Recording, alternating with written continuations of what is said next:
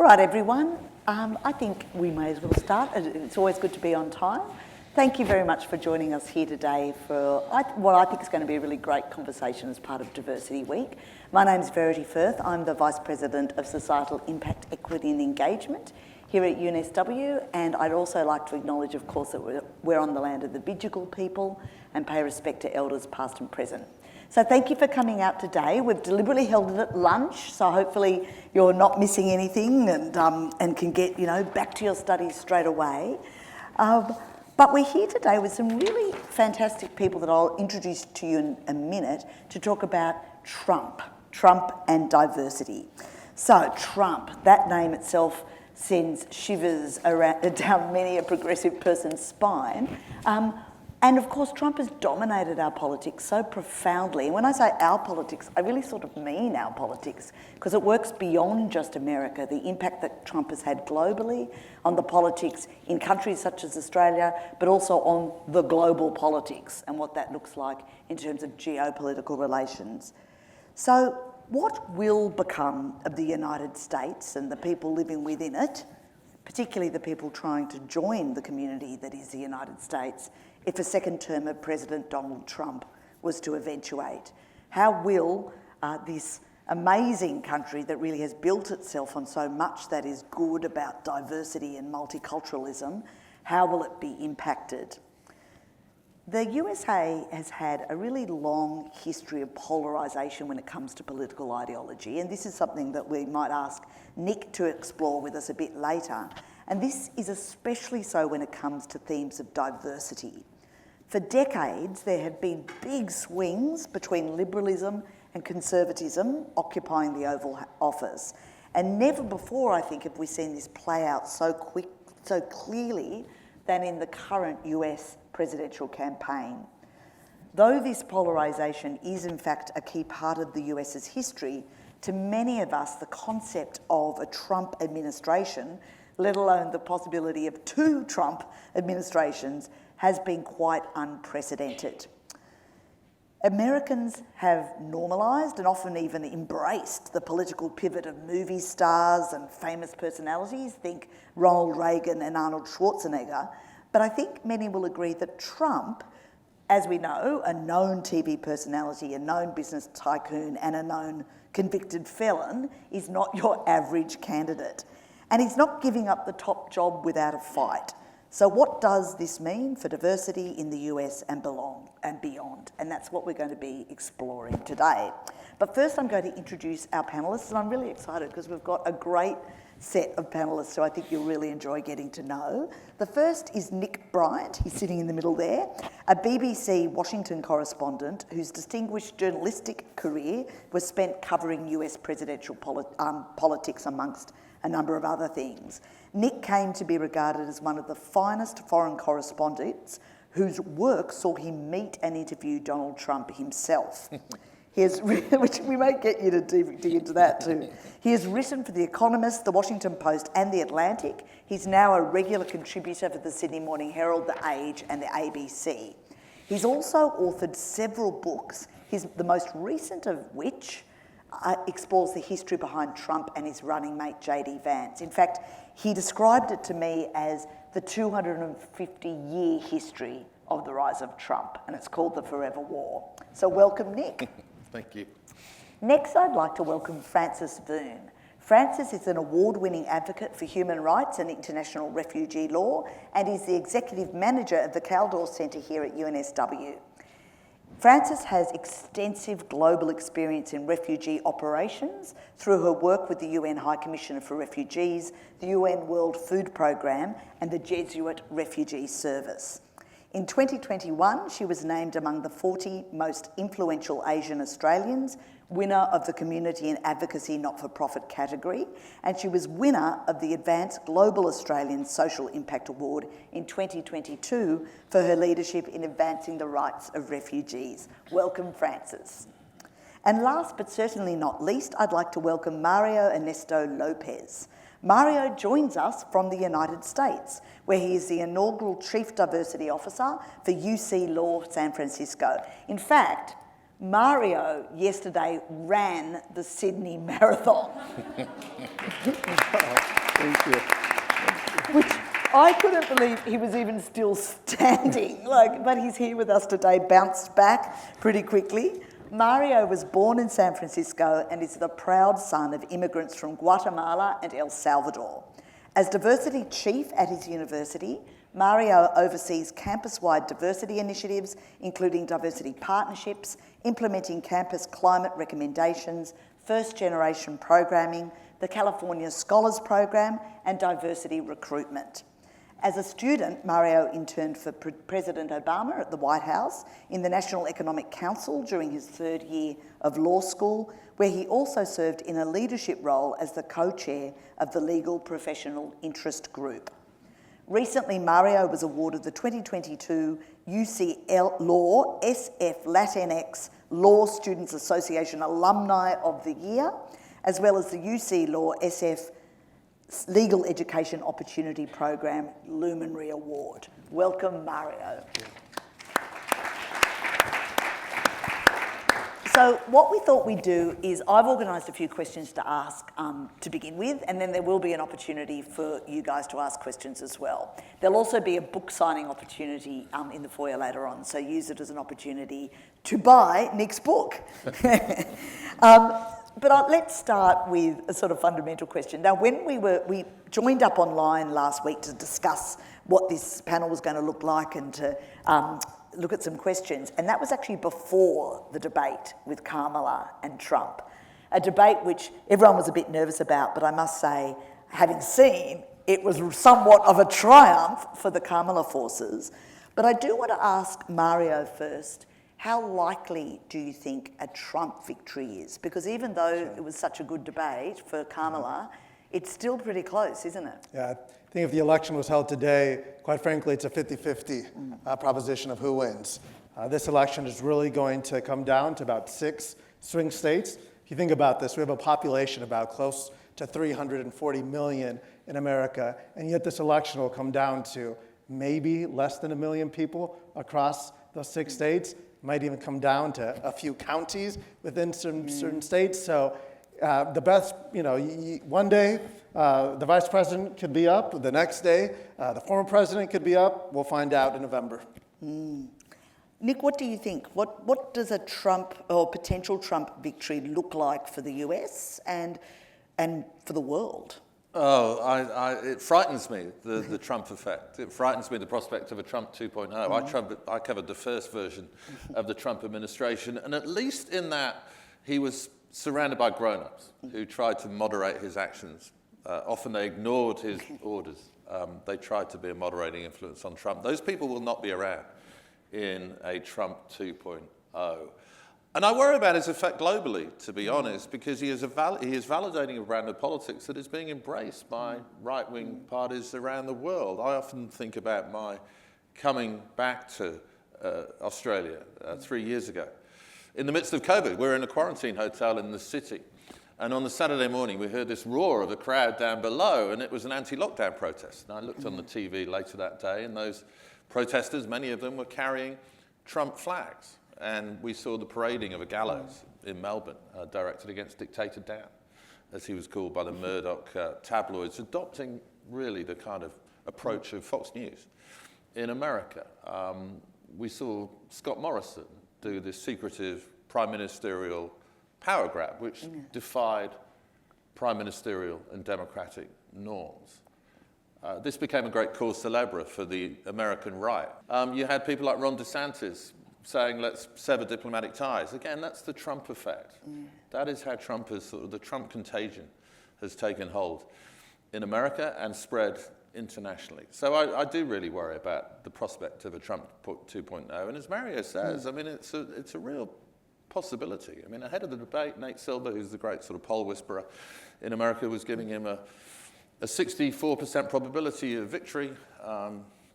She'll win the popular vote, I'm sure. She'll win the nationwide vote. I really do believe there is a sensible majority in America, an anti-Trump majority in America. The problem is it distributed in the states that it needs to win. This electoral college is a real problem. The founding fathers have made it a lot harder for a woman to win the presidency. Yeah, interesting. And Frances, what do you think the sort of global or geopolitical impact of Trump has been and potentially a Trump 2.0 could be? Yeah, I mean, in addition to the effects that Nick has talked about, in the rise of kind of emboldening this kind of right-wing populist approach towards a range of issues, we know that there would be a kind of return to many of the approaches that we saw towards immigration and refugees that under Trump's first presidency, he's promised, the largest domestic deportation operation ever seen, for example, to bring back and extend upon the Muslim travel ban, so the ban on people travelling to the US from certain Muslim majority places, and also during his first term in office really slashed refugee resettlement and put in place a range of restrictive approaches towards asylum. And that has global effects in the context of global displacement being at world record highs, in part because of the incredibly important role that the US has played historically in the refugee regime.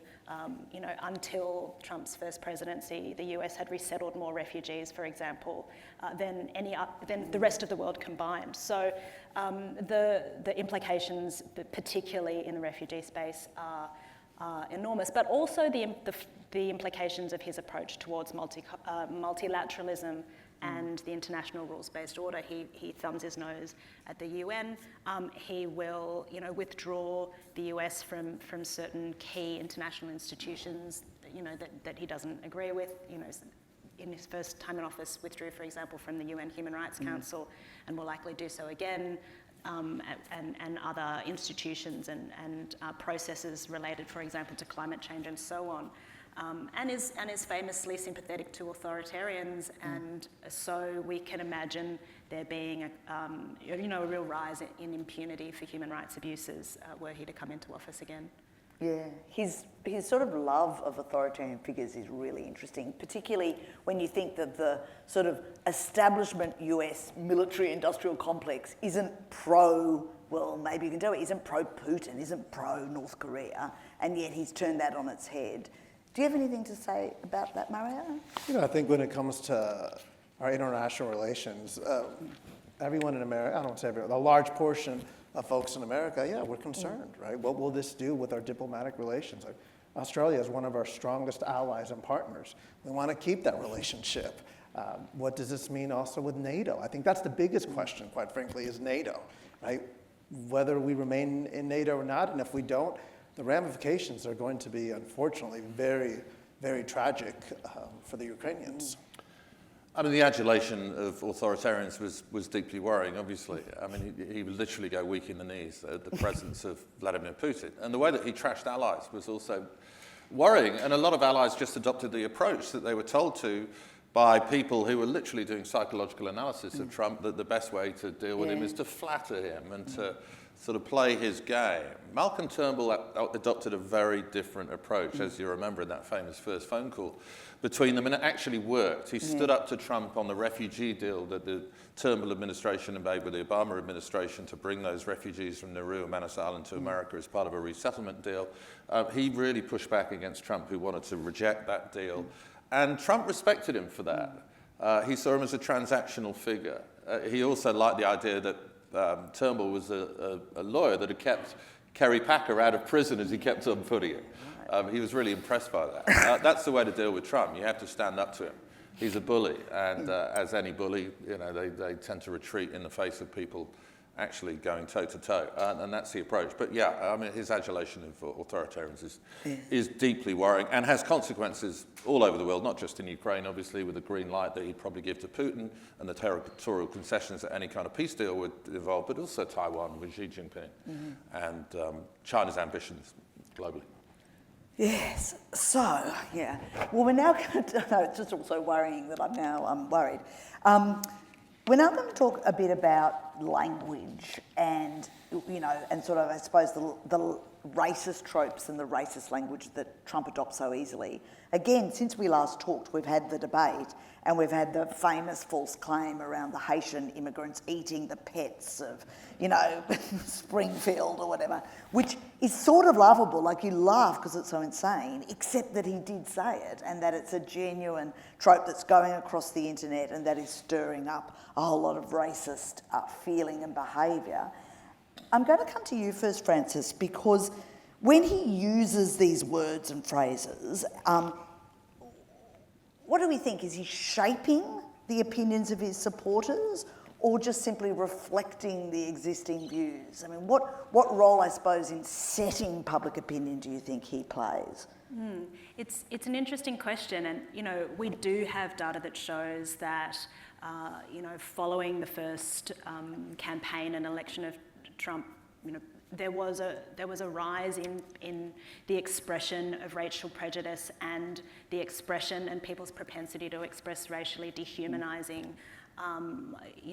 tropes, and whether or not that's because he's emboldening people to express views that they may have previously thought were socially unacceptable, or whether he's promulgating that is, no doubt still the subject of analysis, and there are most likely both effects, I would tend to think, at play.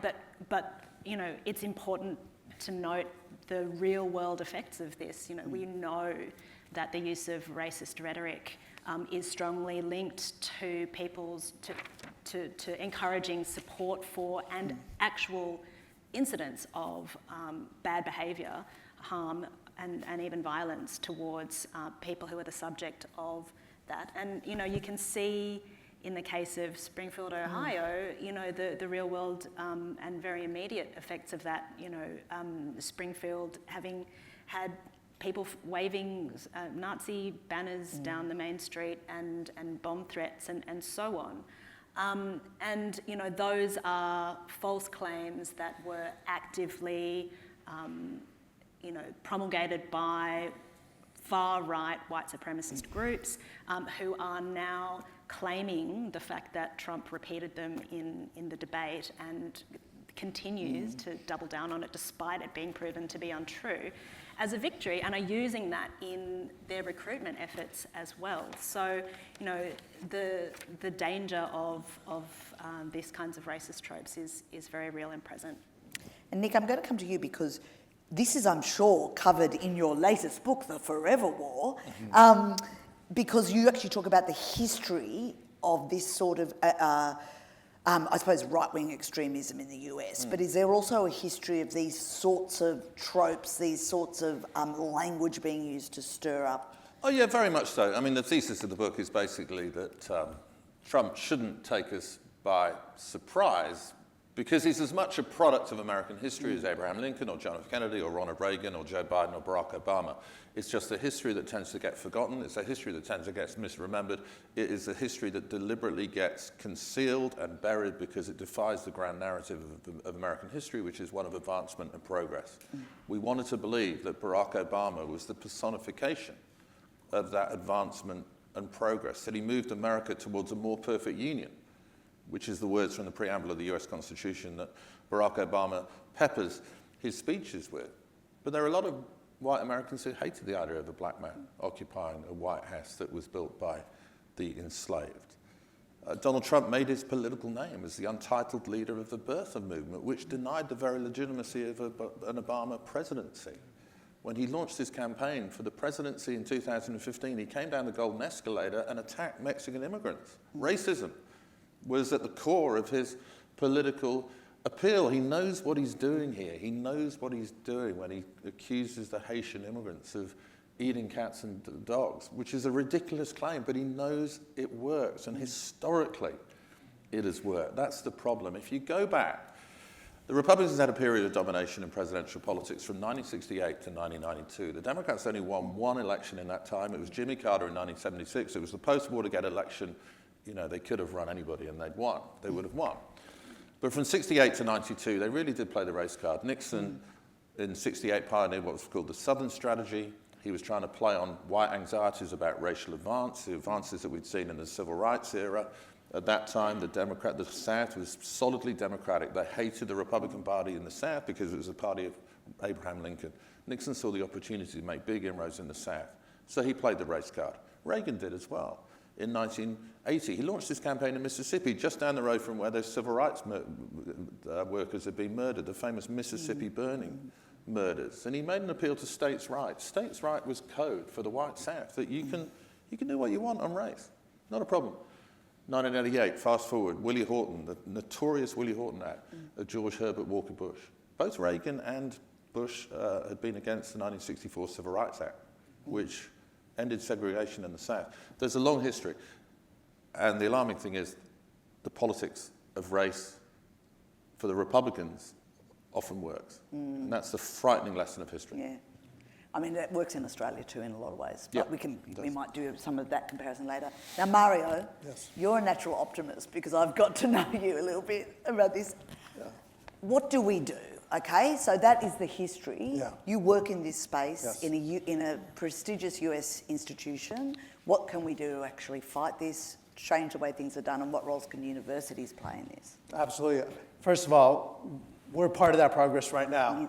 Having the EDI Diversity Festival here, talking about these issues, continuing to work towards this progress. It's not easy, it never has been, never will be. But here's another reality.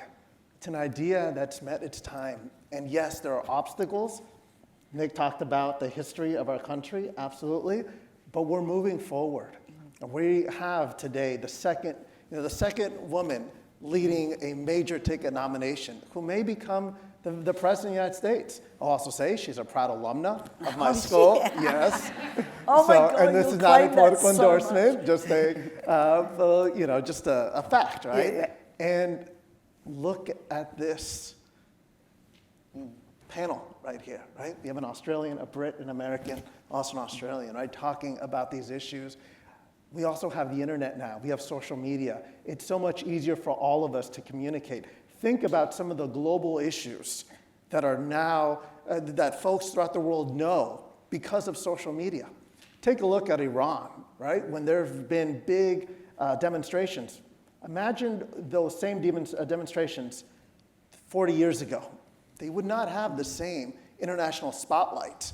Now, there's still a long ways to go on that front and many fronts throughout the world, but what we have now is a more interconnected world where we're able to do things globally. We're able to do things on the state side. And so to me, that gives me optimism because it's not just Australia doing this on their own. It's not just America. It's many of us together throughout the world fighting for these issues. Yeah, I agree. And I liked yes, whilst social media can be used by the right, it can also be used by progressive forces, right?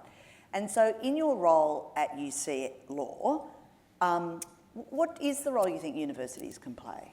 Yeah, I think we do what we do best, is we research, right? We let the facts speak for themselves. That's why we're research universities. We also provide innovation. We provide solutions with the research that we do. And lastly, we provide opportunity, right? We want folks to get educated, to use the resources that we have here at our universities, to innovate, to be entrepreneurs, to go out and become elected leaders in their communities. That will create change. Yeah. Frances, do you want to add anything on the how universities create change question? Yeah, I mean, I think that's a really good point, that there is a particularly important role to be played in the context of a broader debate that is full of misinformation, to be played by trusted sources of information that can help to correct misinformation. But I think that the other thing that's important in that is that how do you win? How do you overturn kind of racist, racism and the rise of that? There's a role that all of us can play in that, but you don't necessarily win that by, picking off, fact-checking individual pieces of misinformation. I mean, that's important, and we will continue to do that because we need to equip people to be able to identify what is and isn't true out there in the public debate.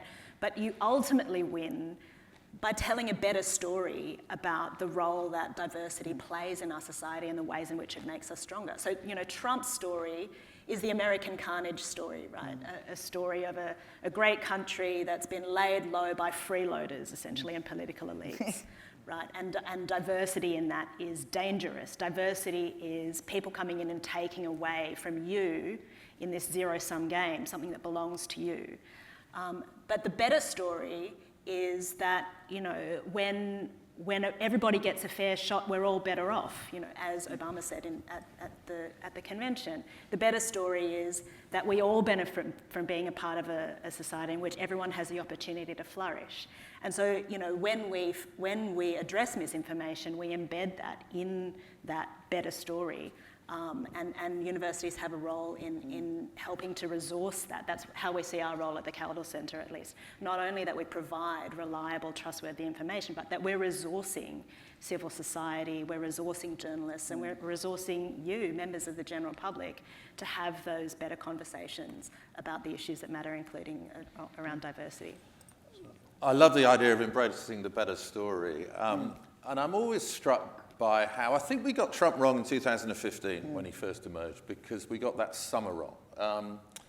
Trump came down the golden escalator on June the 16th, 2015. On June the 17th, 2016, a white racist walked into a church in Charleston, South Carolina, sat in silence during the prayer service, and then killed 8 or 9 black parishioners. It was a racist attack. Beforehand, he cloaked himself in the colours of the Confederacy. His online manifesto said how he wanted to spark a race war. And some remarkable things happened after that. South Carolina, where the Civil War had actually began, and the colours of the Confederacy had hung at the state capitol since the early 1960s. It was literally designed to actually show the civil rights movement who was in charge. That came down. Nikki Haley, who was the governor at the time, very brave, she brought it down. It was an amazing thing.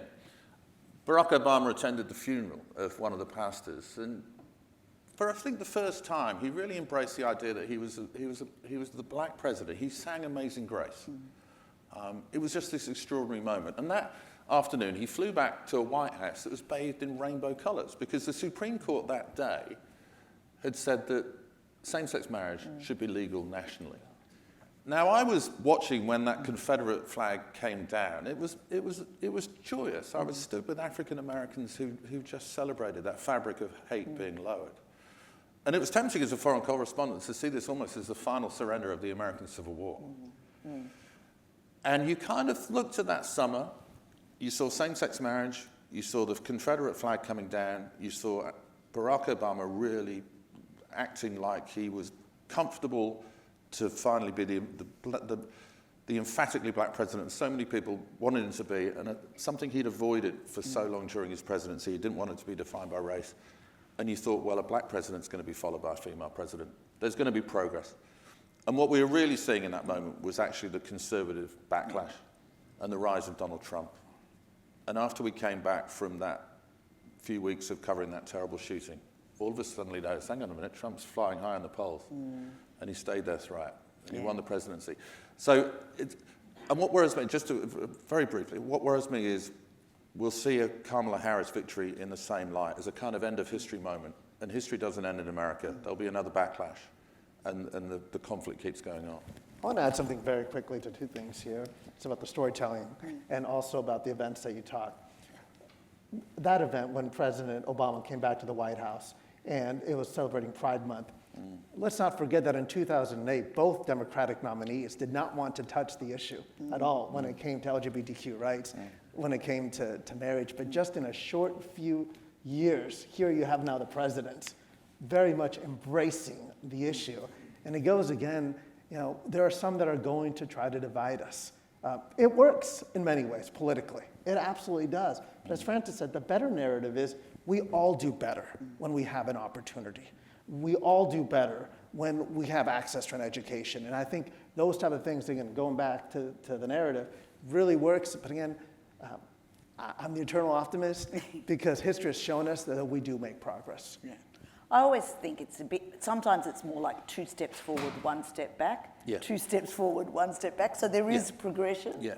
but you're always going to have, because it's a power struggle. It's actually about the shifting of power, and that's always going to be contested. But I agree, I'm an optimist too. Two step forward. No, I'm an optimist. I'm an optimist as well. But the story of race relations in America has been one of progress and reforms and significant legal victories that have been followed afterwards by, unfortunately, a regression.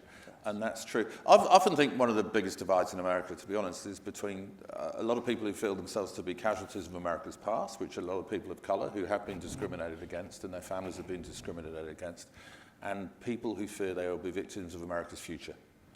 And a future that is more secular, a future that is more woke, whatever you want that to mean, a future that's more multiracial. America will be a majority-minority country by mid-century, and there are a lot of Americans who just don't like that. And they see Donald Trump as somebody who protects them from that future, and that's part of his appeal. My next question, speaking about two steps forward, one step back, is the US Supreme Court. Now, earlier this year, they made a landmark ruling against Harvard and the University of North Carolina to radically restrict the consideration of race in college admissions. So I'm going to go to Nick first because his PhD, and I remember when we were talking about it, Nick's PhD was on the civil rights movement in the US, and when we were talking off stage, he was telling us a little bit about the history of affirmative action in the US. So my question to Nick first is whether or not the decision by the Supreme Court, essentially to knock off affirmative action on the basis of race, was inevitable. But then I want to come to you, Mario, and talk about the very real-world impact of that decision and what it's had on college admissions across the US. Yeah, affirmative action was a phrase that was first used in the Kennedy administration, actually, but it didn't really mean what it does today. Yeah. It meant that we should try harder. We should give this a bigger push. It didn't mean necessarily that what's come to be associated with it as quotas and preferential treatment, as the right would argue it. And LBJ made the case very forcefully. It was a Southern Democrat who became president. I mean, he likened it to the starting line of a race. I mean, if you were in the starting line of a race, then you're bound to be slower if you've been shackled for centuries, as he put it. You know, the white person is always going to beat you in that race because they have been unshackled. And he used the power of analogy in a very strong way. And he made the case for affirmative action. A problem with affirmative action was that it never enjoyed a kind of broad coalition of support within America. In the early 60s, there was a growing majority in favour, obviously, of ending segregation, of granting voting rights. The hardest sell was always affirmative action. The Republicans knew that, and they started using affirmative action as a tool, really, to push back against a lot of the civil rights reforms of the 1960s. Voting rights was a classic. When the Justice Department and others tried to increase levels of enfranchisement amongst people of colour, there were a lot of conservatives who described that as affirmative action.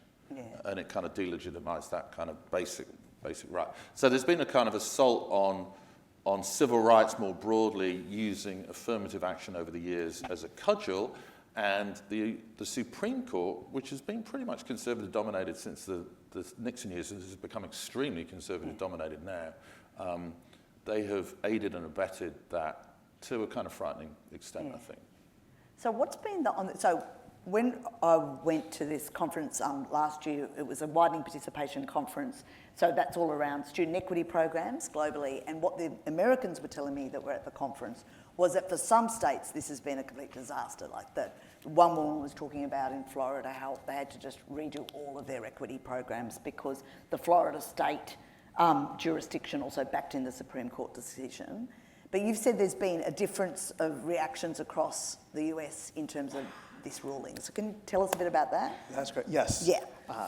And it really is a tale of two cities or two states or various states. So when the United States Supreme Court ruled that race cannot be used as a determining factor or factor when it comes to admissions, that was now the law of the land federally. However, many states, including the state of California, where I'm from, that's been our law of the land since 1996, when our own voters banned affirmative action. So for us, it had no effect as a public institution in a state where it had already been banned. However, our colleagues at private schools in our state and at public schools in other states where the law now banned affirmative action, we have seen now a decrease in the amount of Black and African American students in some of those top prestigious Ivy League schools where they can no longer use race in the admissions process. So there has been a negative impact, unequivocally, for some states. You look at California, quite frankly, we have benefited from the decision because we've had the infrastructure. So when the court made the decision, our schools, quite frankly, shifted very quickly and started recruiting students in other states, telling them, no, come to California. This is a place where you're welcome. This is a place that we have an infrastructure ready for you to thrive. And so it's a mixed bag. And we're ultimately going to see what happens. One interesting part about this is the Supreme Court made it very clear that this was only narrowed to race in admissions. And in fact, they wrote a footnote in the decision saying that the pursuit of diversity programs was very much lawful. However, many entities, both in the private and public sector, viewed the decision as also impacting them or didn't want the threat of litigation to come against them. So many entities, many corporations have actually scrapped their DEI or EDI programs, which in my opinion is a travesty, even though the Supreme Court never said it was illegal to do that. But that has been, in many ways, I think, one of the biggest effects that the decision had. Yes, this sort of just cooling effect. Yes. Yeah, that's right. Frances? I mean, I think it's useful for an Australian audience who might not necessarily been following this to understand the way in which the policy of affirmative action was being used in admissions and what was specifically challenged, well, the way in which this was being implemented at Harvard, which was the subject of the Supreme Court challenge, is that there was essentially a tip or additional points being added in the admissions process for applicants who identified as Black, Native American, or Hispanic. And so that kind of quote-unquote positive discrimination is now very clearly disallowed.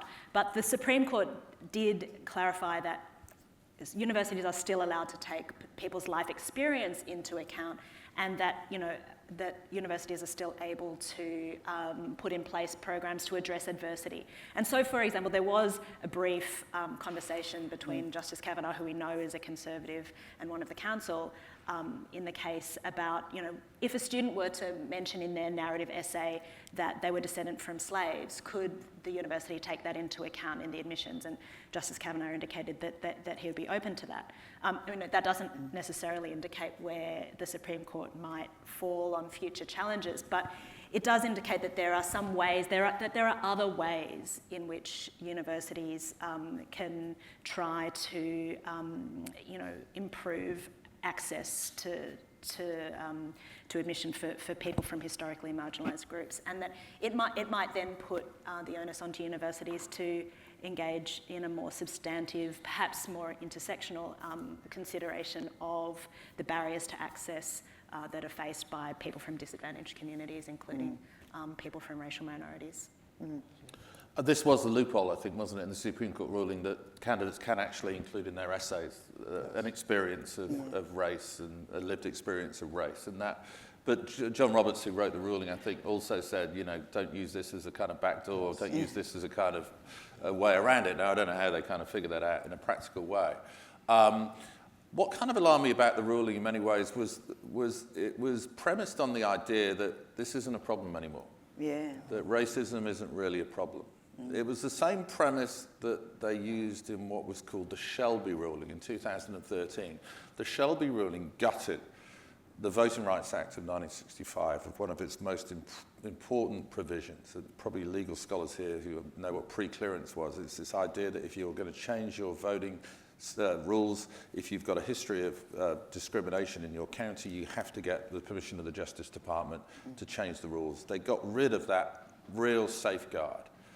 And again, they say, we don't need it anymore because things have improved. Well, things have improved because of the pre-clearance, and things have improved because of the Voting Rights Act.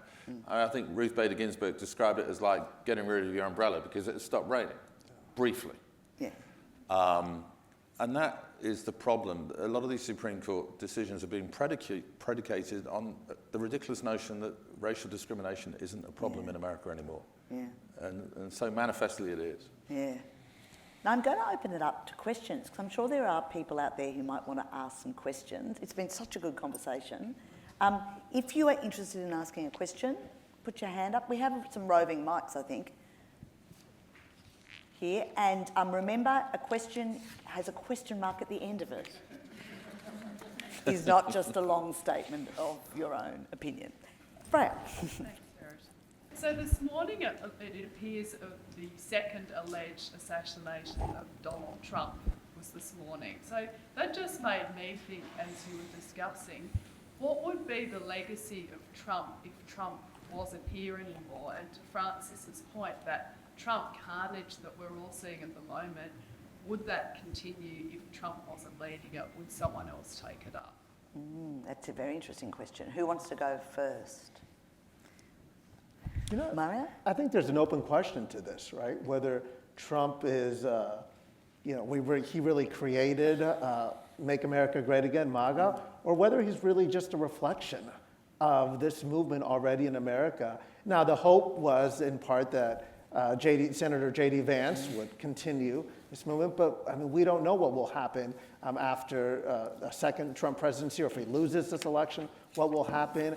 I do think one thing that's very important to note is MAGA is not a small amount.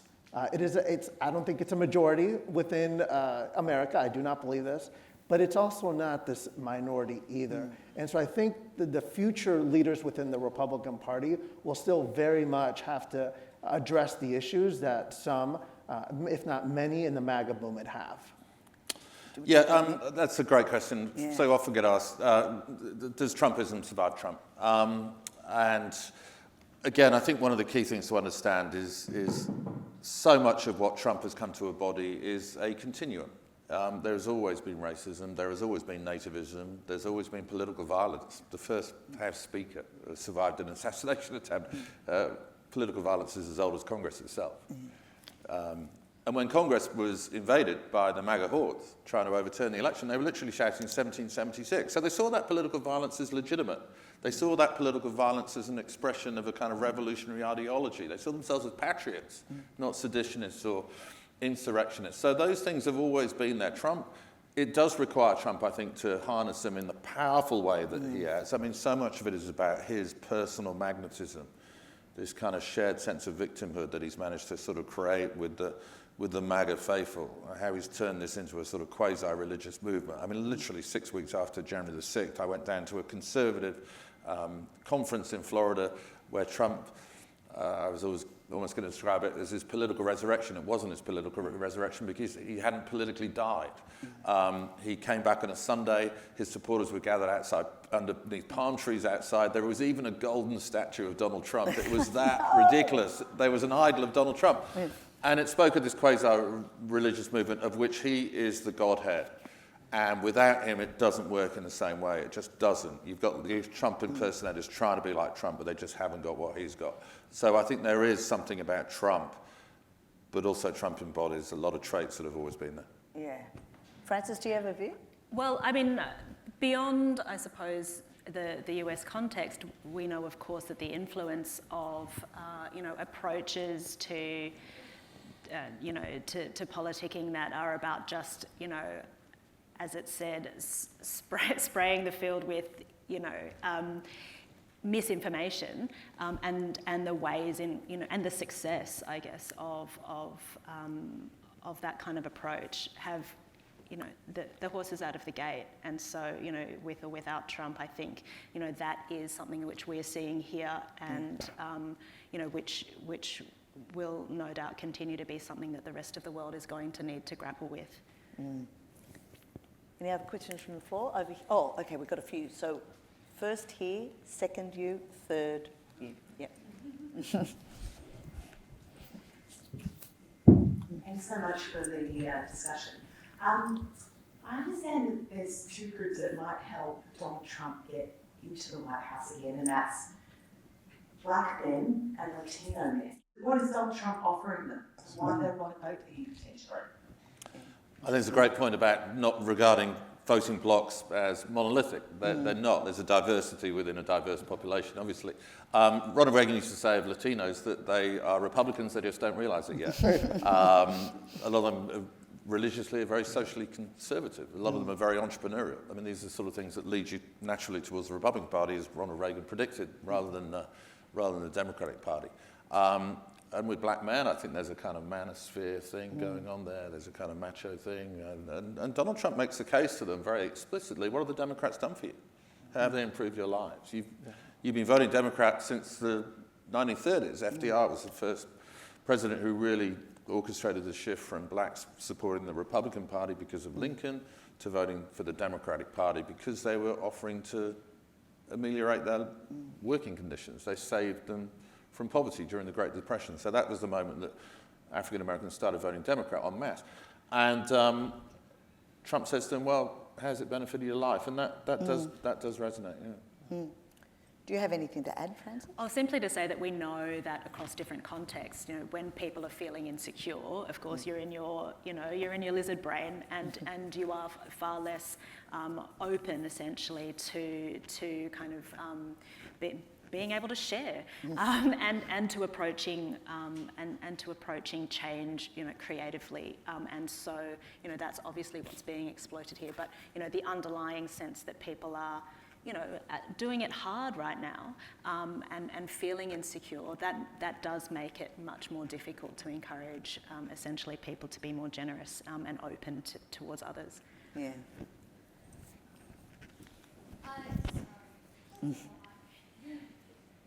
You spoke a little bit about the Supreme Court affirmative action case, and you also spoke about Trumpism surviving Trump. I'm wondering, Mario, specifically, if you've looked into Project 2025, which seems to be a vast expansion of Trumpism, and what it could mean for diversity programs that might be much, the consequences as impactful or more than the Supreme Court decision we've already seen.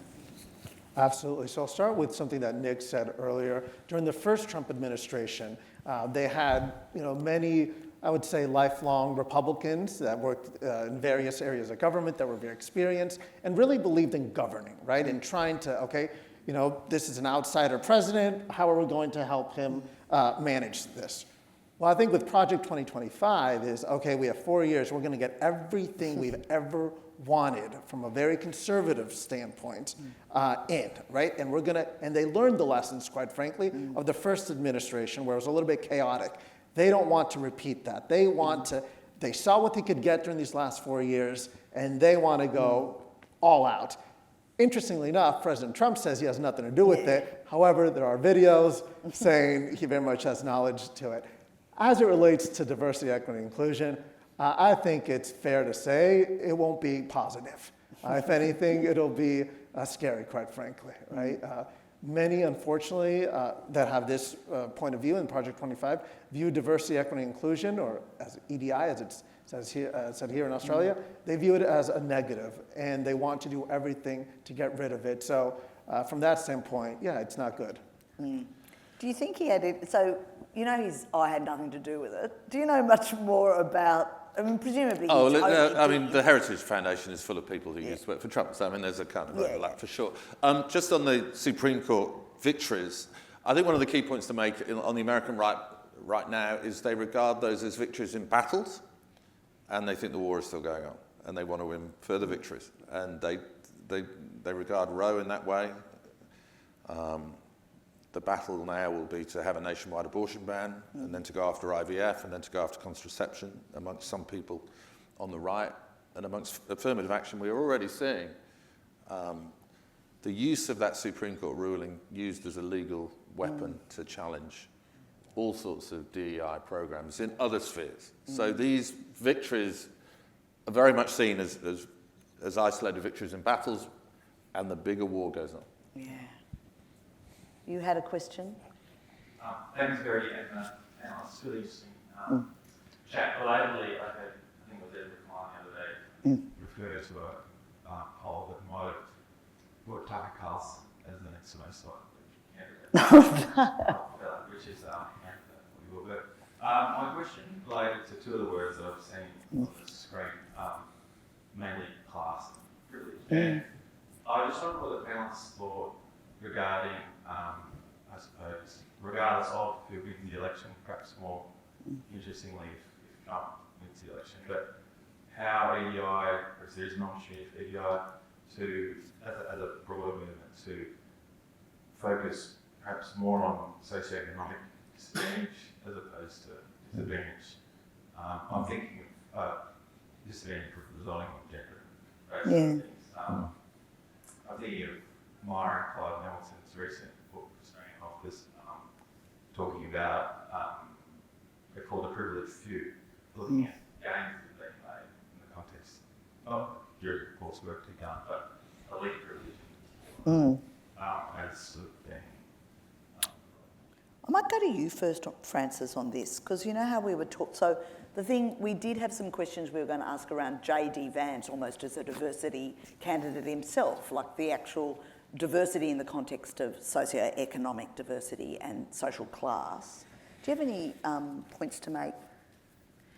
Yeah, that's really interesting because we do tend to think of, well, I suppose in the context of this discussion, we have been focusing a lot on race and migration, but of course, you know, it's much broader and, you know, the Trump agenda is obviously, you know, hostile to non-visible minorities, you know, LGBTI communities and well beyond. And I think it's interesting, you know, on the one hand, there is a playing to, you know, people who might be safe, for example, amongst the working class white communities.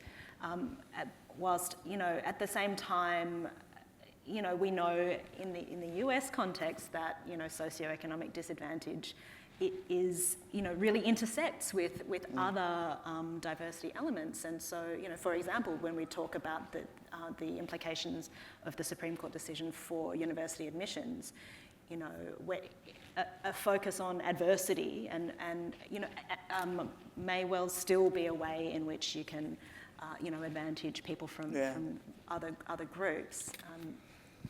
Well, I'd just add to that, if you lived in one of the hollowed out communities of the Rust Belt, white privilege didn't mean much to you. And that was the seedbed of Trumpism. You know, I spent so much time in those communities in 2015, 2016. I was always struck by how many kind of elite people in Washington were reading Hillbilly Elegy while they were on holiday at Martha's Vineyard in Nantucket. The best place was always to go to these communities themselves, and they really did feel like castaways in a globalized economy that had left them behind. I mean, Clinton used to speak of building a bridge to the 21st century, this shift from the manufacturing economy to the information age, but that bridge felt like a bypass in those communities because they had not felt the benefits of that at all. You could always tell when you're in Trump land because there would be needles, empty needles in the gutters. These are the communities with the opioid crisis. These are the people that just didn't feel they had any opportunities anymore. And it was in those derelict steelworks and those empty factories that the phrase, "Make America Great Again," echoed in a very powerful way. And if you're thinking about the ways to solve America's polarization problem, then you've got to look at the income polarization in America right now. You've got to come up with an economy that works for everybody. One of the reasons why there isn't a middle in American politics much anymore is there isn't a middle in the economy. I was always struck by these guys that would drive you around the Rust Belt in the Ubers. They'd been hit by automation in the 70s. They'd lost their jobs in the steelworks, so they were Uber drivers, and they were in Pittsburgh. Guess what's happening in Pittsburgh? Uber's figuring out how to do driverless cars.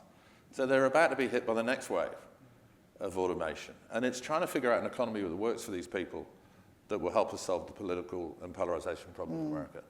Absolutely. Mario, do you have anything to add? Yeah, you know, at the end of the day, the heart of the work that we do in EDI is opportunity, right? And the more we focus on providing opportunity from folks that haven't had a shot in life, or that have had significant barriers, that's when we're going to do better. The reality is the laws are going to change, the names are going to change in there, but if we remain focused on our mission, making sure that folks know, you know, I could be rich, I could be poor, but there's an opportunity out there for me, I think that's how we win. I want to add one last thing on this. You talked about needles, right? There's needles in rural areas because of fentanyl.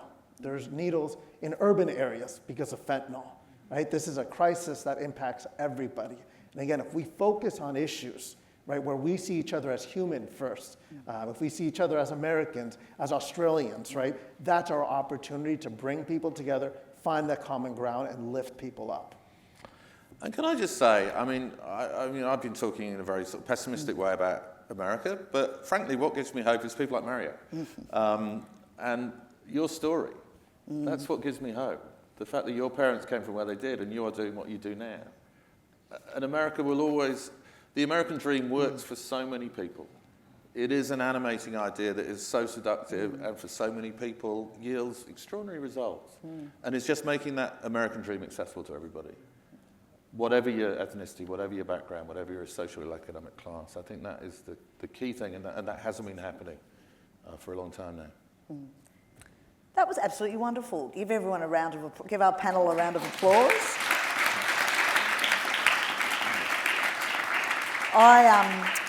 I'm an avid watcher of American politics, so I really enjoyed this. It was like me listening to one of my podcasts on the weekend. It was absolutely fantastic. So thank you all for coming here today. I've just got a couple of things I need to tell you. Firstly, on behalf of the UNSW bookshop, anyone who sat on a chair that has there's a little sort of token, or a paper token, which is a gift. It's a gift. A free copy of Nick's latest book, The Forever War, America's Unending Conflict with Itself. It's like the meat raffle. It wasn't a flyer, so pick it up if you sat on it or kicked it to the floor. It's actually a gift. And Nick is also going to be signing some books outside. So if you have won that gift, get him to sign your gift, but also feel free to purchase a book and get him to sign it. So thank you again, everybody. I really enjoyed that. Have a wonderful diversity week. Go to as many of these panels as you can. And another final round of applause for our excellent members.